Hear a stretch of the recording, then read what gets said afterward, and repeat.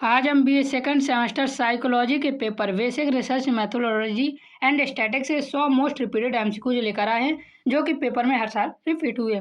ये वीडियो मुख्य रूप से बुंदेलखंड यूनिवर्सिटी झांसी के स्टूडेंट के लिए है, जिनका पेपर 11 मई को लगा हुआ है। एक भी एमसीक्यू मिस मत करना, आपके सारे एमसीक्यू यहीं से फंसने वाले हैं, अर्थात ज़्यादा से ज़्यादा एमसीक्यू यहीं से आपको देखने को मिलने वाले। मैं एक्सप्लेनेशन के साथ समझाऊंगा तो आपके और भी ज़्यादा एमसीक्यू कवर हो जाएंगे। चैनल पर नया है तो सब्सक्राइब जरूर कर लीजिए। पीडीएफ के लिए आप हमें टेलीग्राम पर मैसेज कर सकते हैं। अब देखिए, इसका सबसे पहला क्वेश्चन हमारा दिया हुआ है। पहले याद रखना, साइकोलॉजी का हिंदी अर्थ होता है मनोविज्ञान। तो पहला प्रश्न है, पहली मनोवैज्ञानिक प्रयोगशाला कहाँ स्थापित हुई थी? तो लिप्जिग विश्वविद्यालय में स्थापित हुई की थी। किसने की थी? तो विलियम वुंट ने की थी। कब की थी? तो 1879 में जर्मनी में की थी। अगला प्रश्न है हमारा, 16 पीएफ परीक्षण का विकास किसने किया? तो सबसे पहले 16 पीएफ का फुल फॉर्म याद रखना, पर्सनालिटी मेजरमेंट होता है पीएफ का फुल फॉर्म। 16 पीएफ परीक्षण का विकास किसने किया था? तो रेमंड कैटल ने किया था। इसने व्यक्तित्व मापने के लिए 16 पर्सनालिटी फैक्टर 16 पीएफ प्रभावशाली विकास किया था, याद रखना। अगला प्रश्न है हमारा, 16 पीएफ परीक्षण किसके लिए उपयुक्त होता है? तो 16 पीएफ परीक्षण व्यक्तित्व मापन के लिए उपयुक्त होता है। अगला प्रश्न है हमारा, कैटल ने 16 पीएफ में कौन सी तकनीकी का प्रयोग किया था? इसका विकास किसने किया था? तो रेमंड कैटल ने किया था। और इसने इसमें कौन सी तकनीकी का प्रयोग किया था? तो याद रखना, फैक्टर एनालिसिस तकनीकी का प्रयोग किया था कैटल ने। अगला प्रश्न है हमारा, निम्न में से कौन प्रक्षेपी व्यक्तित्व परीक्षण नहीं है? तो इसका सही आंसर हो जाएगा MMPI। पहले MMPI का फुल फॉर्म याद रखना, मिनेसोटा मल्टीफेसिक पर्सनालिटी इन्वेंटरी। एक वस्तुनिष्ठ या 100 रिपोर्ट परीक्षण है, जबकि रिसर्च टेट और कैट ये कैसे प्रक्षेपी परीक्षण है, याद रखना। MMPI कैसा परीक्षण है? तो वस्तुनिष्ठ या 100 रिपोर्ट परीक्षण है MMPI, ये याद रखना जरूर। अगला प्रश्न है हमारा, नियोपीआर में आर का अर्थ क्या है?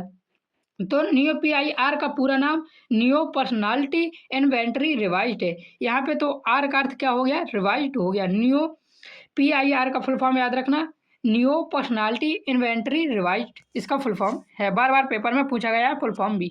नियो PIR का मूल संस्करण कब आया? तो न्यू PIR का मूल संस्करण 1978 में आया था। किसने किसके द्वारा बनाया गया था? तो कोस्ट्रा और मैक्रे द्वारा न्यू इन्वेंटरी का मूल और पहला संस्करण 1978 में आया था।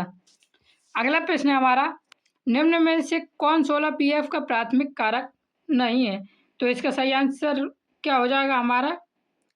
सभी प्राथमिक कारक हैं, वार्मथ, सेंसिटिविटी, डोमेन्स और रीजनिंग, ये तीनों ही प्राथमिक कारक हैं। तो इसका सही आंसर इसमें है नहीं है, याद रखना, ये तीनों ही क्योंकि प्राथमिक कारक माने जाते हैं। अगला प्रश्न देखिए हमारा दिया हुआ है, निम्न में से कौन 16 पीएफ का आयाम नहीं है? तो सही आंसर हो जाएगा क्रिएटिविटी। क्रिएटिविटी 16 पीएफ का सीधा आयाम या कारक नहीं है, याद रखना। तो इसका ये डी ऑप्शन सही हो गया। अगला प्रश्न है हमारा, संगठित, जिम्मेदार और विश्वसनीय व्यक्तित्व गुण क्या कहलाता है?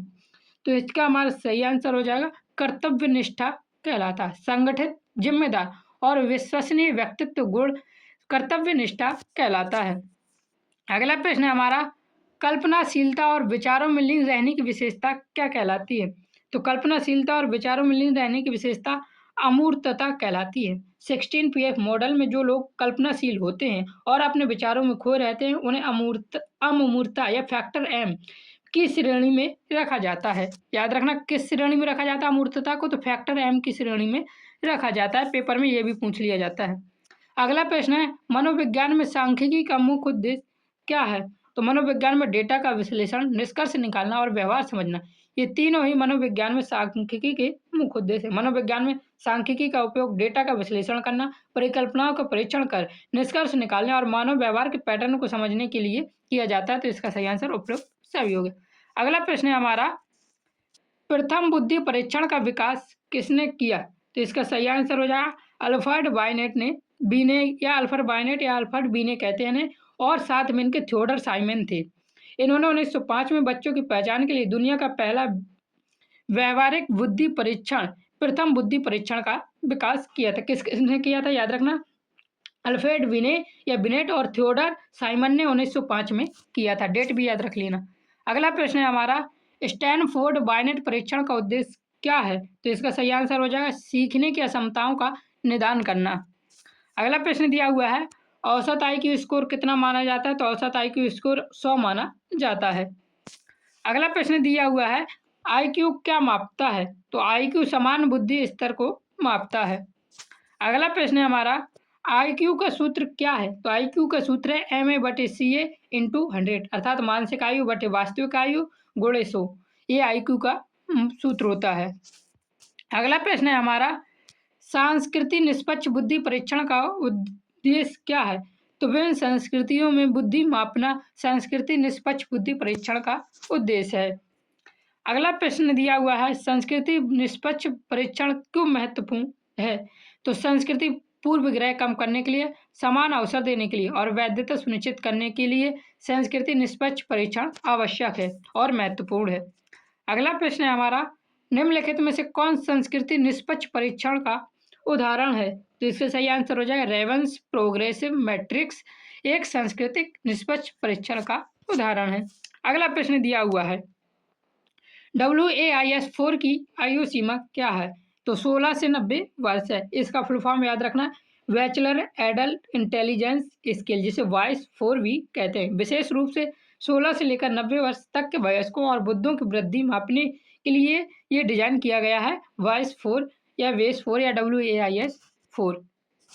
अगला प्रश्न हम देखते हैं, WAIS-4 में कितने उप परीक्षण होते हैं?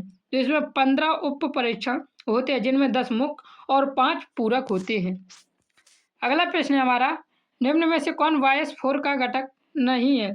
तो इसका सही आंसर हो जाएगा क्रिएटिव थिंकिंग WAIS-4 का घटक नहीं है। अगला प्रश्न दिया हुआ है, WAIS-4 का विकास कब हुआ? तो WAIS-4 का विकास 2008 में हुआ था। प्रियसन, इनका क्या नाम था? प्रियसन द्वारा WAIS-4 का संस्करण हुआ था कब? 2008 में। तो किसने किया था WAIS-4 का संस्करण? पियर्सन ने किया था। अगला प्रश्न है हमारा, निम्न में से कौन मानक संदर्भित परीक्षण नहीं है? तो पर्सनालिटी टेस्ट का क्या है? संदर्भित परीक्षण नहीं है।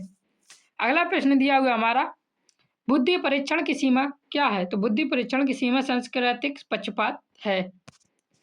अगला प्रश्न दिया हुआ है, अनुसंधान में परिकल्पना क्या है? तो अनुसंधान में परिकल्पना अनुमानित कथन है, याद रखना, ये बहुत इंपॉर्टेंट है।